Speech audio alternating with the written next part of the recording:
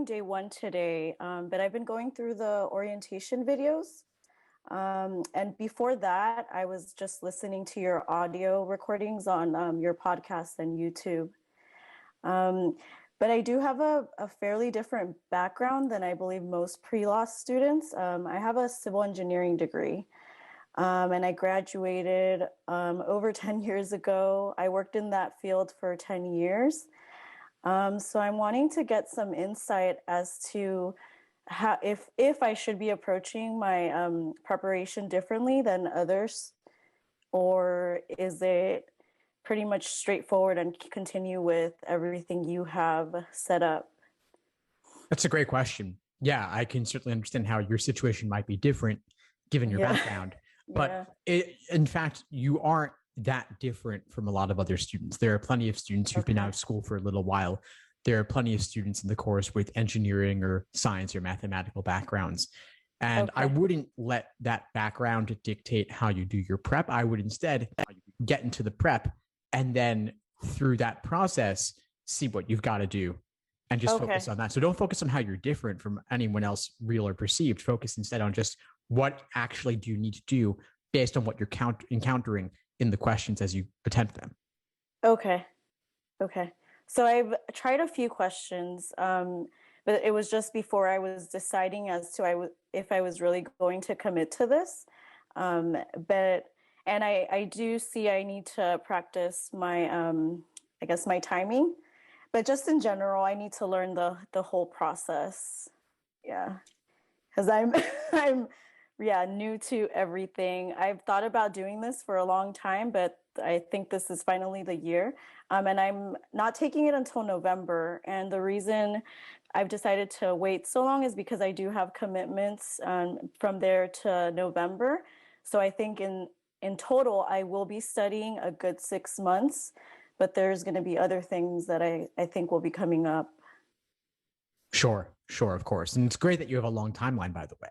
It gives you the chance to fully master this exam from every angle and take it at a pace that's comfortable for you. Okay. What would you say is the biggest challenge you're facing right now? I think it'll be just really getting the time to sit down and study. I mean, the your week by week and daily schedule is really good. It'll just yeah, just sitting down and getting to it. And like I said before, I think I'm just too much in my head because I do have the engineering background. I think that I won't do as well, but in reality, I am shooting for the 170s because I do want to get scholarship money. Um, yeah, but right now it's more so just sitting down and getting to it and really focusing. Yeah, understood, of course. And finding the time can be hard. When do you typically find that you're able to study? And then when do you find that you'd like to study, but it just isn't happening for some reason? So typically right now I could study in the evenings. I would prefer to study in the mornings, but because of the pandemic, I do have a kindergartner in distance learning, so I do have to be watching that as well. But right now it'll be the evening time. Yeah. So what time in the evening, roughly from start to end? It would probably be around 6 to 8 right now, or even further. I mean, I think I would be able to go till 10, but I have read or listened to some of your other recordings where you typically say study about 2 hours, right, a day. Well, on a weekday when you have other obligations, that seems like a reasonable target for a lot of people. Yeah, Whether you could it actually is do it or reasonable. not. Yeah, I mean, whether you could do it or Yeah, not based on a whole bunch of different factors. I mean, I'm sure yeah, studying while you have a kindergartner definitely who's home a lot definitely is not easy at all. I mean, I yeah, have a 2 year old myself, so I can somewhat relate to the struggles of getting things done when you have a very needy child who is demanding yeah. your attention, right? So, I have a 2-year-old too. oh no kidding. Oh wow. So they say one is one and two is 10. Yeah, yeah, that's true. Oh, Yeah, so I can definitely get it. I mean, yeah. I'm super impressed that you would be able to do 2 hours, let alone four potentially. So I'm glad Yeah. you're allowing 6 months. This takes a lot of time.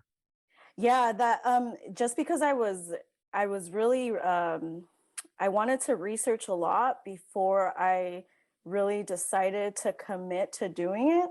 And because I do want to be on the high score side, I feel like I do need the 6 months just because I have so much on my plate. Besides that, I do have like a part-time job right now. And yeah, I really do need the 6 months to for me to feel like I can fully succeed and get the score that I really want. Yeah, that's great. I mean, so you're thinking that, let's say we're at the very beginning of March right now. If you give it Hmm. approximately 6 months, does that mean you would aim for roughly August or October? So I was aiming for November. November. Yeah. Yeah. But if it gets to the point when I'm doing some of the exams or the practice exams and I'm seeing that my scores are pretty high, I'm thinking I would probably move the date up. But like I said, I do have other like family events that are pretty big this year, Yeah. so I'll have that those commitments as well. So that's why I was shooting for November. Yeah. I mean, that's even better. I mean, you can take any of those dates and move it up before November if you like, but you take any of those dates, August, October, November, you can Okay. still apply fairly early in the cycle. There might be some old information out there talking about saying that November is later, November is the latest possible that anybody would Okay. recommend. That's not true anymore. Applying in November is totally fine. So you take it in November, Okay. you get your score That's back good to roughly know. 2, 3 weeks later, then have everything else ready to go, hit submit, and you're good. And you can work on all of the other application stuff on the side as a break from the Okay. LSAT over the next several months. And then you also have a couple of weeks while you're waiting for your score where you can continue refining things and pulling it all together. Okay. And as far as like say personal statement, um, I don't even I mean I've thought about it and I know I've done personal statements for when I applied for undergrad. Um, but how should I be approaching that? I know just given my background, I think that's what makes me so nervous that given my background, I know a couple other people that have gotten into law school with my background, but they said you really need to focus and go into intellectual property, and that's not so much where my interest lies. And I don't necessarily want to get pigeonholed into picking one specific area. And not because I have a science major, do I necessarily want to work in the science industry, if that makes sense, or the tech industry. That's just what my background is, and I worked there, but I'd like to pursue other things as well. Sure, that's fine. I mean, you can, once you get into law school, you can do whatever you want. You Okay. can go into any field. Law schools know that folks frequently change their areas of interest and the practice areas that they're considering over time. I mean, law school, in a way, is one of the benefits of law school is that it exposes you to a wide variety of Okay. types of law. So there's no such thing Okay. as getting pigeonholed, really. I mean, it's possible that when you meet people, they might pigeonhole you there in their perceptions Yeah. based on seeing your resume and your background, but it's Oh, your that's choice what true. you do. I mean, a lot of law school classes are requirements, but then in terms of electives, you can choose whatever you want down the line and you can apply for whatever jobs you want after you get out. And so Okay. you can keep it pretty open ended.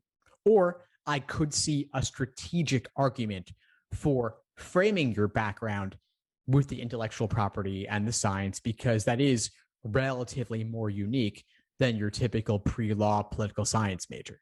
So, law schools like Yeah. people with science backgrounds, they like people who have that more technical understanding because Okay. your employment prospects are maybe a bit better than someone who fits a more standard stereotypical pre-law background. Okay. So It's I your guess I choice have it's your had choice how some. to handle it though. Okay. Okay. Well, that's good to know because I think I've just had some misinformation coming my way, or maybe I was interpreting it the wrong way. Yeah. So yeah, that makes me feel a lot better, a little more confident. I'm still really nervous, but I think that with your course and all the reviews I've seen, that I'll be successful. And I did get the subscription through Law Hub. So I have access to the exams now as well. That's great. I mean, you definitely want to have those. I want to circle back to the application question for another moment. I'd love to get a little bit more from you about, you said what you don't want to do, or that you're not, what you're not super interested in. What are you interested in? What does appeal to you more? So one of the areas that really does appeal to me is immigration law and contract law, which probably seem like two very different things. Immigration law, it's more so because of my background. My family is from El Salvador. My parents, they both immigrated here with nothing, and they produced two pretty successful children. So I'd like to give back to my community in that way. And contract law, just because through engineering, I have a civil engineering degree. I worked a lot on the construction side of things. I worked on on the office administration side, so managing the contract. So we had a lawyer reviewing all our documents, and he had an engineering undergrad, and he went on to pursue his law degree, and his focus was just reviewing all the contract documents that we had with the different people working on site. So that's one of the few times that I have that has further sparked my interest and said, yes, I really can do this. That's amazing. That's fantastic. I mean, definitely so many things about your background can help you with your law school admissions process and help you with your legal career in general. So when I said earlier, I could see a strategic argument for highlighting the engineering and the IP stuff as a possibility for where you might take things after law school. I didn't necessarily mean that in a disingenuous way, but rather simply that you have a variety of options in terms of how exactly you choose to highlight what you want to do. So instead of saying, you know what, I'm super inspired to work in the field of immigration due to my background, that's really where my interests lie. The engineering stuff, I'm going to leave it all behind and throw it out. I wouldn't go that route. I'm saying instead, I think there's a way to do it authentically where you talk about your engineering background and what you've been exposed to with contracts, and also how you're inspired because of your background, because of your experiences, to also have an immigration element to what you do potentially. Okay. So maybe the engineering and the contract stuff could be the focus of a personal statement. And then the immigration elements or angles could be part of a diversity statement. And you can allude to how those things may tie together. So for example, maybe helping folks get green cards to come to the US to work in engineering, let's say, just to make something. I don't know all the details, but that's just one potential route you might take. That is one area. Yeah, but that's, I guess now that I'm speaking out loud, this has all been going on in my head. I've never really spoken to anybody about it, but getting your feedback is really motivating me even more. Yeah. Fantastic. No, I'm really glad to hear that, man. I find the work that you're looking to do very inspiring, and I'd love to support you in that journey, not with the LSAT, but also with the admissions side of things.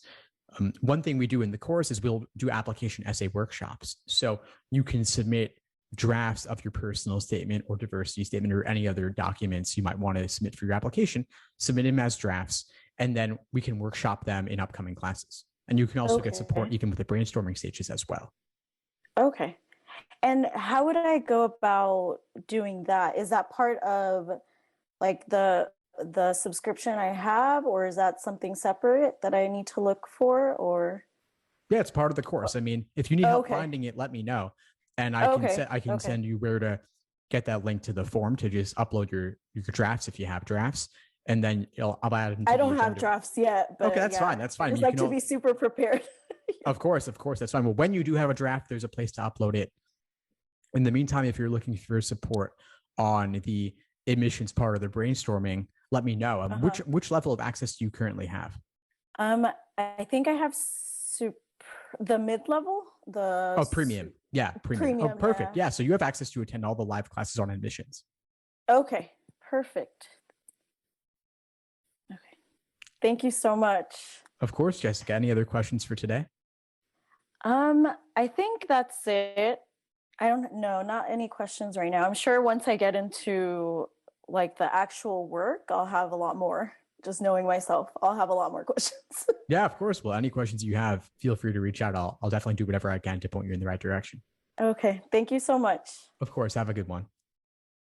Thanks for tuning into the show. Please subscribe if you haven't done so already to be notified of new episodes as I release them. And feel free to reach out if you need anything at all as you move forward with your prep. I'm happy to help however I can. In the meantime, I'll wish you all the best and take care.